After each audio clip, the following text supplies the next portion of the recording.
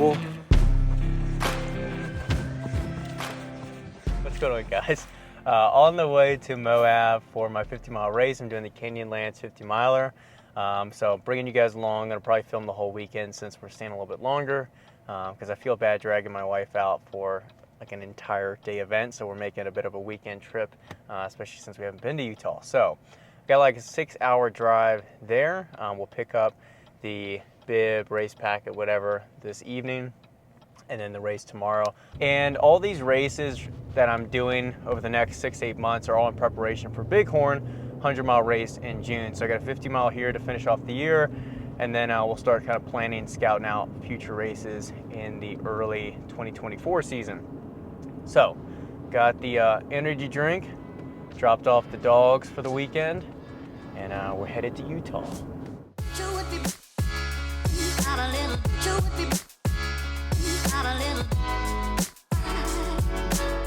Alright, so a little update. We've driven for like 4.5 hours, ran into like 2 huge backups traffic-wise, one in Denver and then one a little bit further out. And so that slowed us down, but it is 1:48. We just ate some tacos at this pretty good little shop here in Glenwood Springs. We're all done with the bathroom breaks, and I think we can troop on through the next, what do we have, 2 hours, 40 minutes. Get there around 4:30, get my packet, bib, and gosh, just eat and sleep probably. So that's probably what it'll be.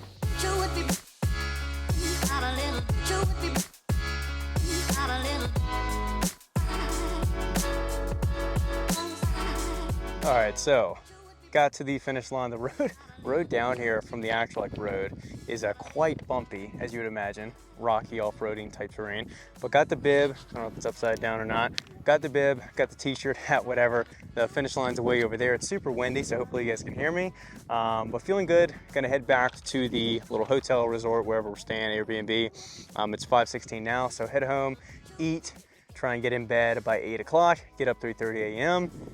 And anyway, yeah, excited, feeling good, weather's nice. Just gotta try and not eat all this sand that's blowing into my mouth.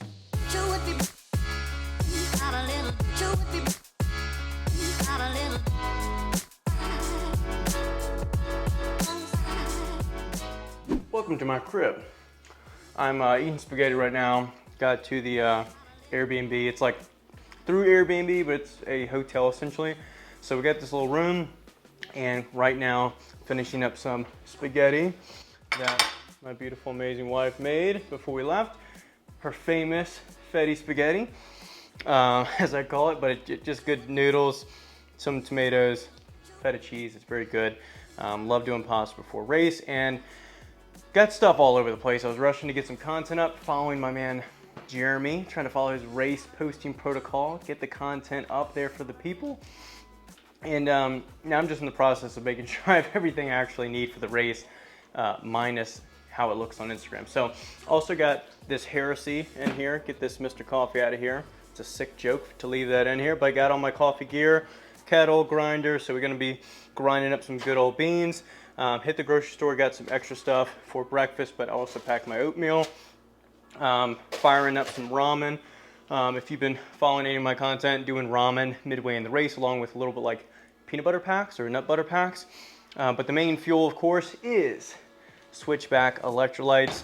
And as far as calories, doing a ton of these untapped gels. Love these guys. Maple syrup base, really easy, digestible, pretty affordable too. Obviously got boba bars, got a bunch of stuff, and yeah, I got my gear kind of laid out as well. And just trying to chow down and get to bed soon enough. So catch you guys in the morning, because I got a lot to pack, organize, and eat. Good morning. It is about 3:45. Just took a quick shower. Maddie is in there now, and I'm firing up the oatmeal. Already got that made. About to fire up this coffee, down some bread, electrolytes before the race, and then make sure everything is packed properly. So yeah, we get all this done, and then I gotta start cooking the ramen too. Now the cool thing about good coffee is it's not only way superior to some Keurig or pre-ground coffee, but also coffee in general is gonna help me poop before this race. All right, coffee is made, so I'm finishing up this oatmeal. And like I said, trying to get some stuff organized basically. So the plan was oatmeal, eggs, kind of usual breakfast like I have back at home, but they told me on the Airbnb Messenger thing this wouldn't have a stove. It does have a stove, so I didn't get eggs. No big deal though. I'm just gonna swap out and get some more carbs in, some fats as well, with this Dave's Killer Bread that I've had before. Slap a little bit of peanut butter on there. Coffee is made. There's even more, so I'm just gonna kind of sip through this, see how much I want, and then go from there. And then I'm also gonna try and drink like a full 32 ounces here, and just dry scoop some electrolytes, just to kind of already get my body kind of a little bit hydrated after sleeping for a while. Slept kind of decent, a little bit on and off, but fine. You're gonna do a little bit of warm up as well. Because this is my first race with my running coach, Don, and we're preparing for a much bigger race, I am gonna wear my heart rate strap or heart rate monitor during the race, just so we have like a good feed of where my heart rate's looking throughout a whole 50-mile race, what's going on, if something is working or what doesn't work, what causes an issue. So I suspect my electrolytes and actual good boy supplementation this time around will actually help me maintain a more even heart rate, as well as better training and starting slower, etc., etc. So am bringing that. I gotta throw that on before I head to the start line, and yeah, water, food, and coffee, and I'll catch you guys probably when I'm about to head out. All right, so I actually am gonna give you guys one more update. Made the ramen, spilled a little bit on myself as I was pouring it in my insulated Stanley, and kind of burnt my stomach a little bit, but hey, just to harden the mindset. But the weather's actually, it's chilly, but it's not as cold as I was expecting. I think it's like 50 degrees right now, probably still a little windy, but I'm worried I'm gonna overheat if I wear the overzip that I brought from 10,000, so I might just rock the switchback shirt. If I'm a little bit chilly, no big deal. Once the sun's up around 7:30, definitely by like 8 o'clock, I'll be warm enough and I'll be fine. So gonna do that. Wife's got everything packed up, ready to go. And yeah, feeling pretty good. Got one poop down. Probably won't need to do another one. Feel pretty good. Yeah, still got to fill these up. I'm gonna do that a little bit last minute to keep the water kind of cool. But other than that, we're good to rock and roll. 50 miles going down. Oh, double camera action. All right, got the headlamp on. Went to the bathroom already, warmed up a little bit, eating a little bit of a bobo bar, and we're at the parking spot.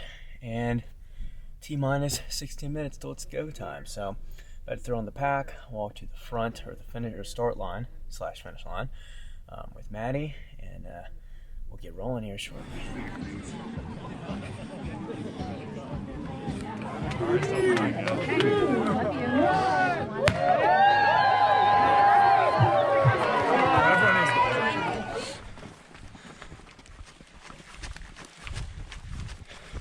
2.5 miles in. Pretty easy. We did a lot of walking, honestly, on the inclines and sandy sections. I think another two and change until we get to the first aid station. Gonna refill one of my bottles just to stay on top of my hydration. And yeah, hopefully the sun comes up soon. A little bit of drizzle going on.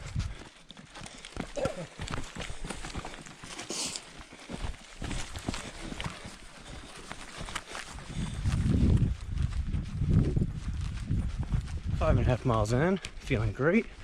About to have my third gel in a second. Aid station, a little further than I thought. I don't know exactly where it's at. Probably soon though. I'll refill my bottles there. Finally evened out a little bit on the course. Got this nice flat stretch here. So making up some time. First few miles were very up and down. I don't know if I'd call it technical, but very rocky. Luckily not wet rocks. And sun's finally coming up, so moods are good, energy's good, and another 45 to go. All right, just before 8 miles, and here we are. A little bit of climbing to come out of this aid station. Nice views though.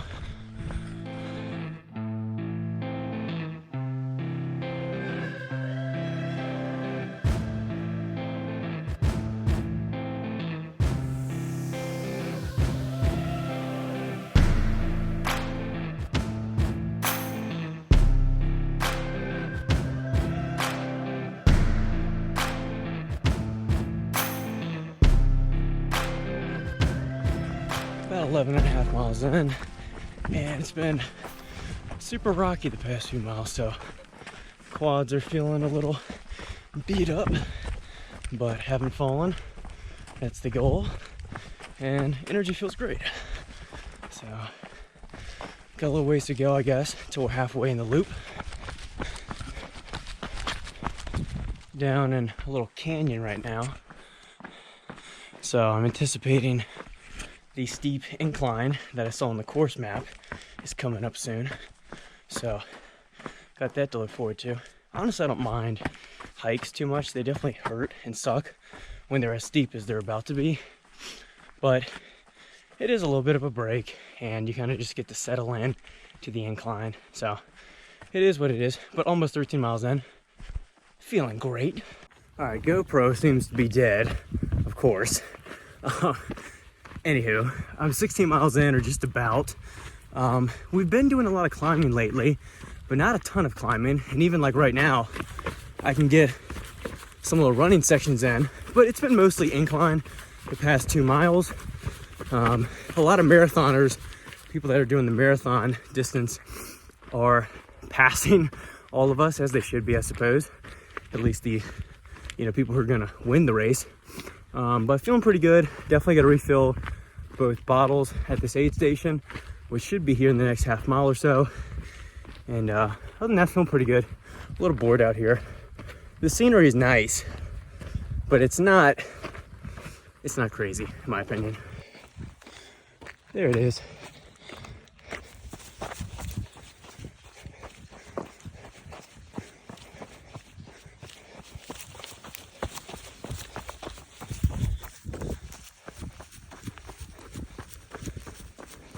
All right, a little over 20 miles in, almost 20 and a half. Gotten a lot of running in.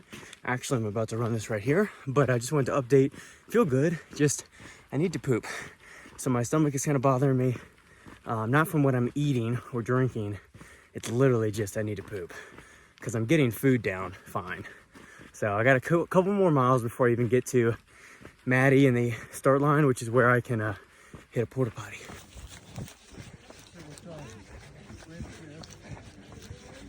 All right, so we're 21 miles in, a little and some change. Just hit the last aid station before we're back kind of at base camp. And what's your name again? Sean. Sean. Yep.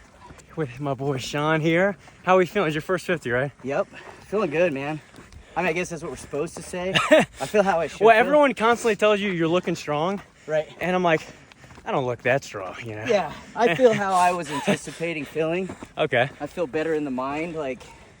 And the hardest loop is kind of done. Yeah, exactly. So, quitting's not an option in the sense, like, just remove it. And I don't know, man. I stopped looking at it like I have to run this far, and I get to. You know what I mean? Yeah. I was thinking about the same thing when I started this. I was like, get to run 50. Look out here, dude. Like, yeah, weather's great today, too. I don't know, it's a beautiful area, but yeah, we're going to make it. We're going to get there, and we're going to feel good about it. Yeah. So I was just thinking when I started this run, though, I was like, I feel like I approach it as if someone else signed me up. Yeah. And I'm like, God, I gotta get this done today, as if I didn't plan it for months. Yeah. I mean, and we're out here all day, and it always feels like you gotta hurry. Yeah. Yeah. I mean, we want to get there sooner than later, but it's like my wife says, just run faster. Yeah. And it'll be done quicker. Right. But we'll be done shortly. Stomach has absolutely killed me from not being able to poop. But I'm looking at the aid station, and finally some relief. Sorry if it's TMI, just reality. Feeling way better. Took care of number 2.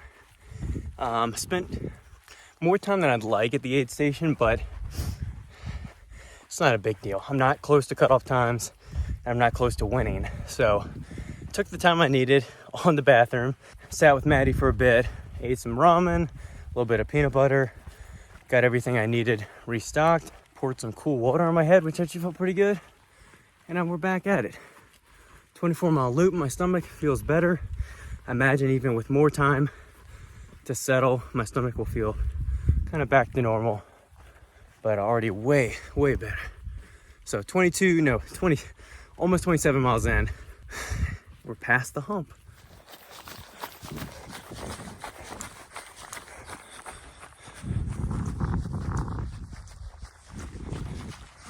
29.5 miles in, feeling decent, but it wouldn't be a Mad Moose race without a thunderstorm. There it is. Gotta have it. Gotta have it.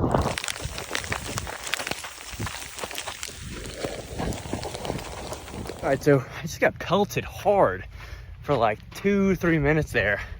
Luckily it's paused right now, but now I'm really cold. That was quite a beating. It's just listening to Freebird running in the hailstorm. 34 miles and change in. Just hit an aid station, down some Coca-Cola, a couple cups of that, some clementines, and we're back at it. 16 more miles to go. Probably be a smidge over that, just because I've done this loop before, and I think there's a little extra. But hey, we gotta climb out of here, and we'll get it done.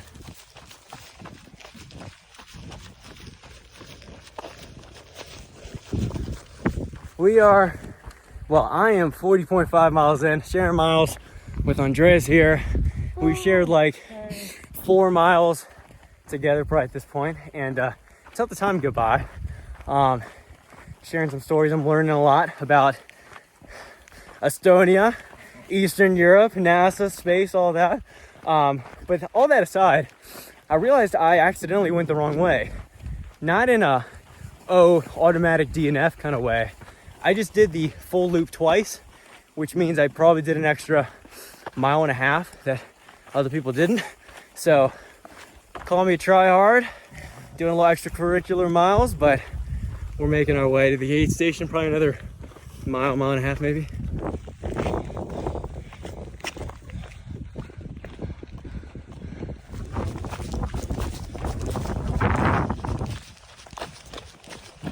This is the part I don't want to film.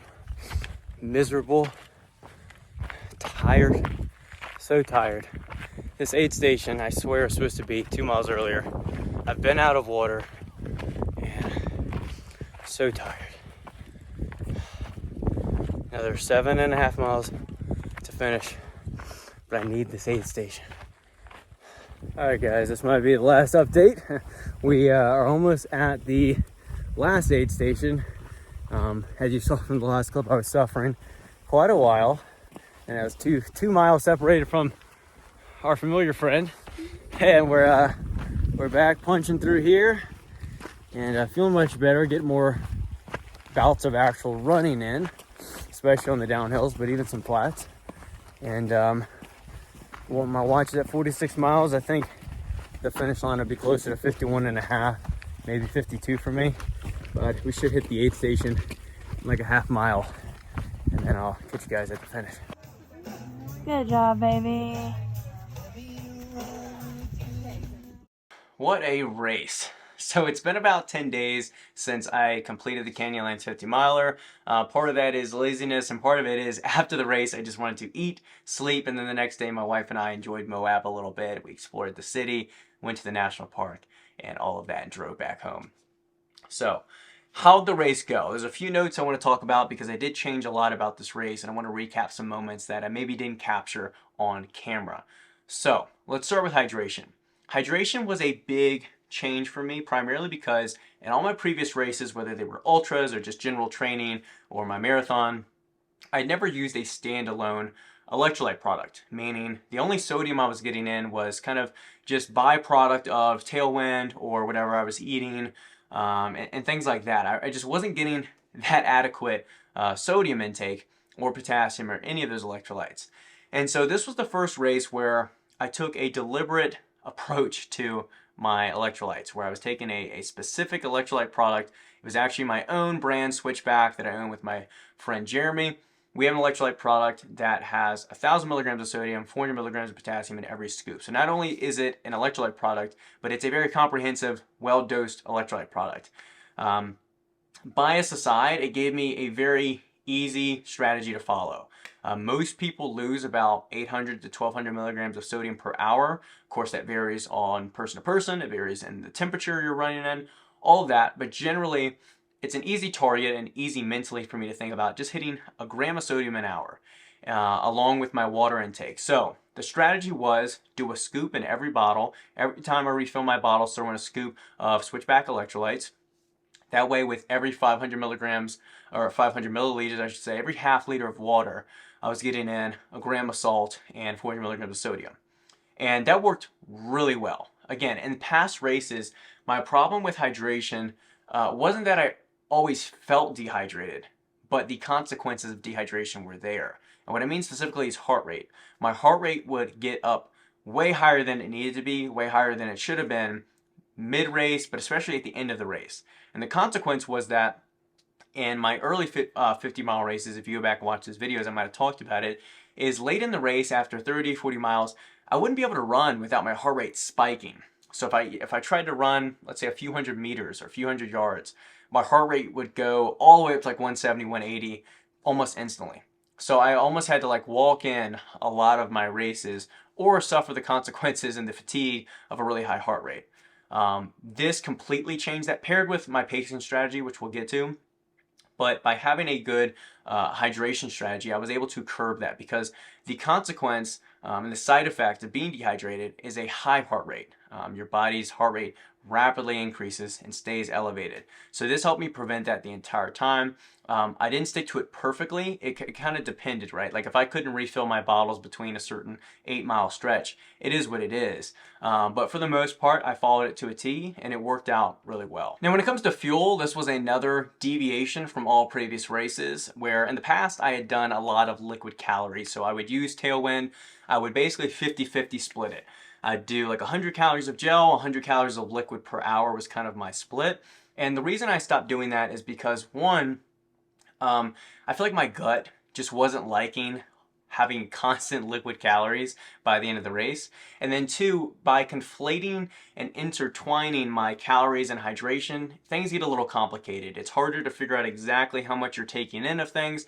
And let's say, for example, in hot races where you want a lot more fluids and maybe a lot more sodium to compensate for the sweat, you don't want your calorie intake dependent upon, what you're taking in fluid-wise. It's just a lot easier to think about. And also, in preparation for an eventual 100-mile race I'm doing at Bighorn in June, I need to practice taking in solid foods and prepare for that. So, with that in mind, my fueling strategy was basically just to switch to just gels for calories and then some solid foods at aid stations. Now, I don't use traditional gels. The past 8 to 10 months, I've been using basically syrup packets from a brand called Untapped. I don't have any affiliate code. I wish I did. But I've been using them for a while. They digest well. They are very natural, simple ingredient based. It's literally just like maple syrup and some water. It's not too sticky. It doesn't leave some weird aftertaste or anything like that. It digests well. I really like them, and I like a couple of the different flavors, so I have a little bit of variety. And so my goal was to have a gel every 30 minutes. So that would give me 200 calories an hour from those gels or syrups. And then I'd fit in some solid foods throughout the race. So my goal and what I had practiced with leading up to the race was ramen noodles. And so the only time I could see my crew was at 26 miles. So when I saw my wife, Madi, had some ramen noodles, had a little bit of like this peanut butter packet just to get in some fats as well, all of that went really well. And I'll say that the one caveat though that I kind of touched on in the video itself, and I'll make it kind of quick here, is the mistake of bathroom usage. So because of the way the course was set up, they didn't have porta potties anywhere except at the start line. So you really, if you had to go, you had to make a decision within that like 6-7 hour loop you were going to do. So from mile 18 to 26, without too much information here, I had a number 2 that I had to hold in way longer than I should have. So my gut and just stomach started really hurting, getting really gassy. It wasn't from what I was eating. It wasn't from the hydration. It was purely, I'm just holding in something that needed to get out. Eventually I did get it out, and like I said, I ate some solid foods and kind of recuperated at the halfway point and got back out there. Felt better. So my takeaway from that was like, when you need to go, you need to go. And I'm not averse to doing it on the side of a trail or in the woods or whatever. I was just trying to avoid that. And so later in the race, when I had to go, I went, and I felt way better for it because I didn't want to risk having massive stomach pain again trying to hold it in. So that's just something, you have to grapple with, both personally and also depending on the course you're running. But But yeah, as far as to wrap up the fueling, went well. I actually had a fig bar at about mile 20. I'd never really been able to chew and down solid foods like that in a race before, so I attribute that to my hydration, my pacing, which we'll get into in a moment, and yeah, just strategy. Strategy went pretty well. So overall, fuel went well, hydration went well, pacing was different as well. So as far as pacing, it's not like in past races I went out guns a-blazing, but I definitely was trying to start slow and follow my intuition, but I don't really trust my intuition with running always, and I hadn't spent enough training at true race pace. What I mean is the past 8 weeks leading into this race, I had hired a coach, and he had me doing true zone 2 slow work. And for me personally, to maintain a 120 to like low 130s heart rate, that meant 11:30 to 12:30 minute per mile pace. Dreadfully slow, painfully slow, embarrassingly slow. But that was important to do because once I got out to the race, I focused on keeping my heart rate in the like 135, no higher than 150 the entire race, and followed a pace that I could stick with, a very slow pace. And if you look at the data, which I'll throw on the screen now, one, I was maintaining the pace generally throughout the entire race. You'll see different variations because of aid stations or inclines or declines and all that. But generally, I stayed pretty consistent, and even at the end, those last splits weren't that different from the first, few miles. So that was pretty great. And also, now on the screen, I'll throw up my heart rate.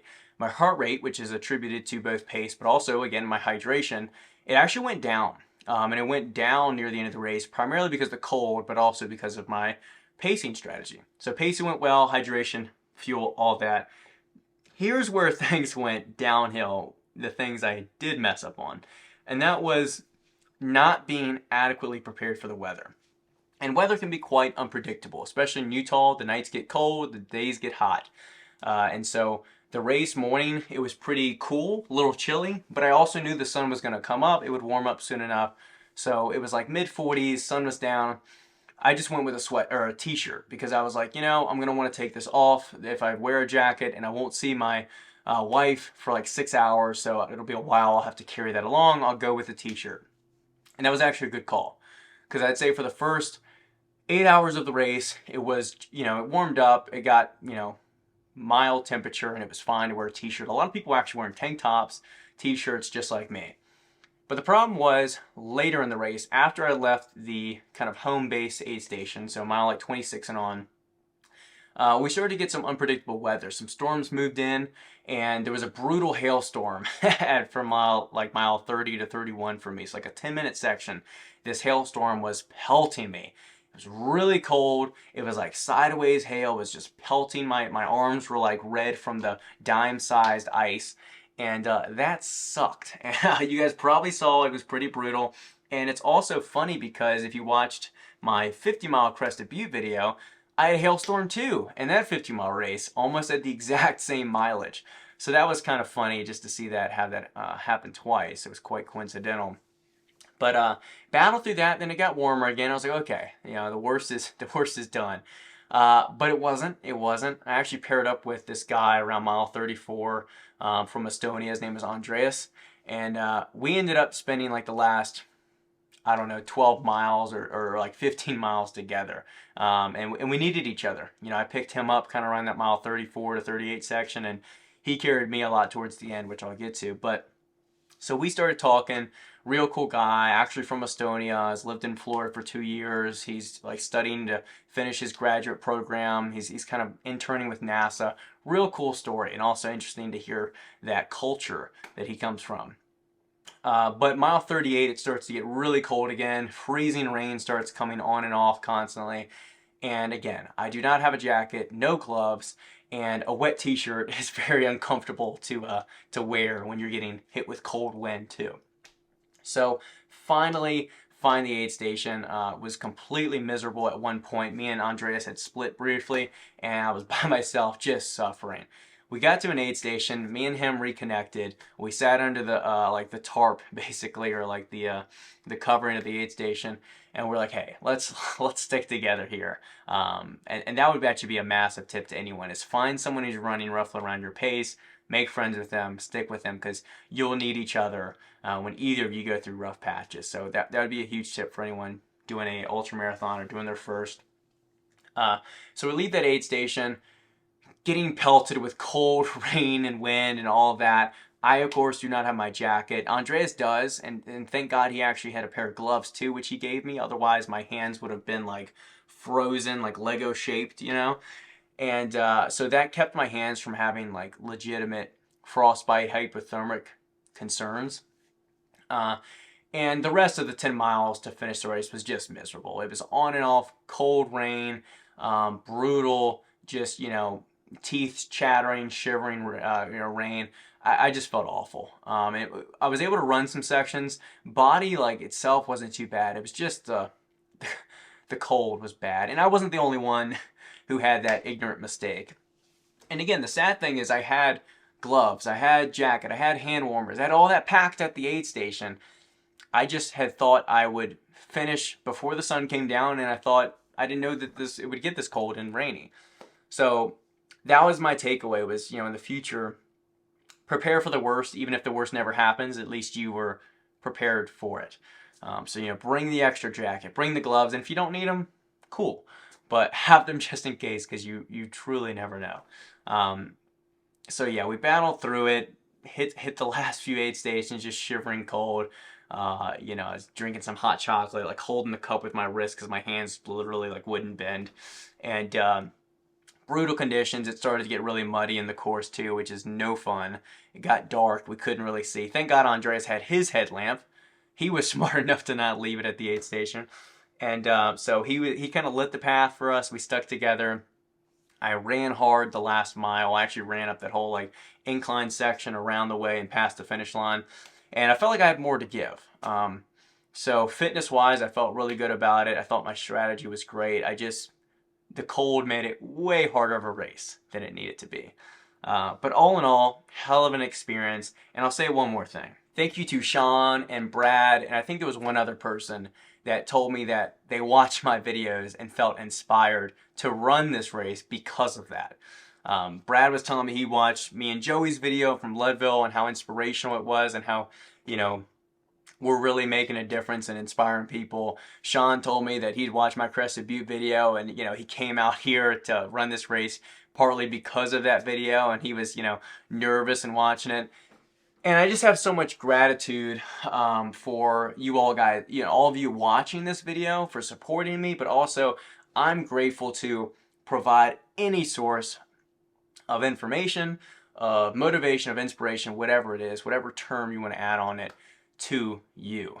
If this video makes you go run an ultramarathon or run a 10K, I'm astounded. I'm speechless. I'm so grateful to have any kind of impact like that, and talking to people in person that I did have an impact on is remarkable. It reminds me why I film these races and why I do this in general. It really is a community out here, and it's amazing to just share that experience with people like them and others. So all that to say, thank you guys for watching. Like the video. If you guys have any comments or questions or thoughts, leave them in the comments. I'd love to hear it and help you out if you are preparing for a race. And yeah, we got Bighorn coming up in June. 2 more races, I think, early 2024 in preparation. So keep an eye out, follow along. Happy holidays for Thanksgiving and all the other, you know, Hanukkah, Christmas, Kwanzaa, everything coming up. I hope you guys have a good end to your year, and I'll catch you guys in the next video or the next race.